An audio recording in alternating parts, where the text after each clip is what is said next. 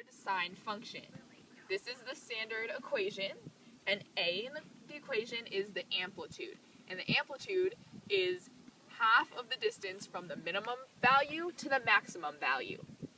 C is the phase shift, which means where the vertex moves left or right. D is the vertical shift, and the period for sine functions is 2 pi over the absolute value of V. Okay, so now we're going to graph the tangent function. So the tangent function, it's not going to really have a period, but it has vertical asymptotes that coordinate. Corey, it does. It has a period of pi.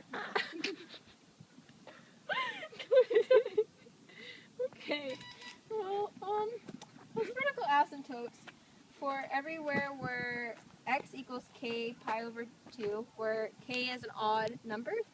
So what that means is, like here, it's going to go through 0, 0, and it'll go from left up to right, like how we write. And then, these are the asymptotes, so it can't touch here. So I'll just draw off right there. So this is negative pi over 2, and this is pi over 2. And then it'll repeat again. And then, it's also it's symmetric to with respect to its origin, which means it's an odd function. And the x-intercepts are where high points of the sine or cosine were.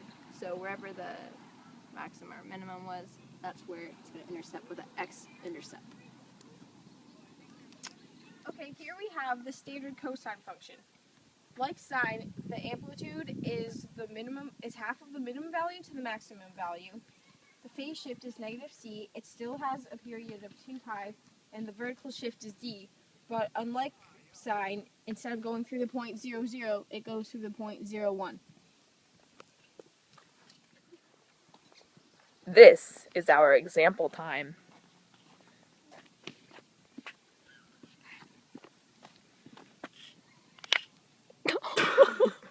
Those are my knees. Now we're going to do an example of a classic sine problem.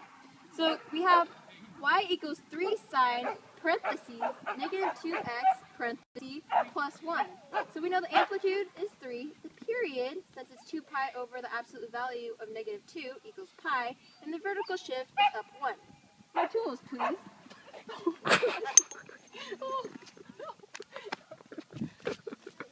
So we're going to do up 1, starting with the center, okay?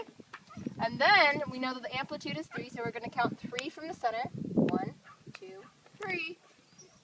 Then we also know that the period is only pi now, so it's going to shorten. So we need to go in between this, since it's pi over 4. And we're going to come back down here, and we're going to go pi over 4. 1, 2, 3. Okay, and then we're going to go like this. So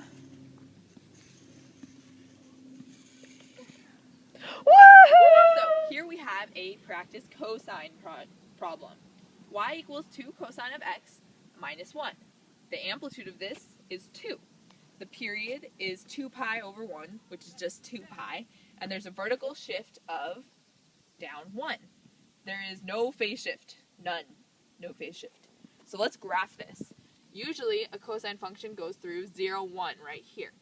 But since we have a phase or a vertical shift down, it's going to go through 0, 0. So there's our vertex.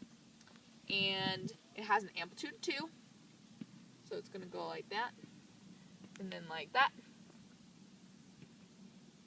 And let's draw this out now. Oh yeah. Now we are going to graph a tangent function. We have the function y equals tangent of 2x plus 2. So from this we gather that the vertical asymptote will be pi over 4, and there's a upward shift of 2. My tools, please. Wow. Okay, so we come over here, and since it has a shift of up 2, that's where it's going to intersect the y-axis, and the vertical asymptote, I pre-drew this at pi over 4, will be like that, so it is going to go right in between, like this,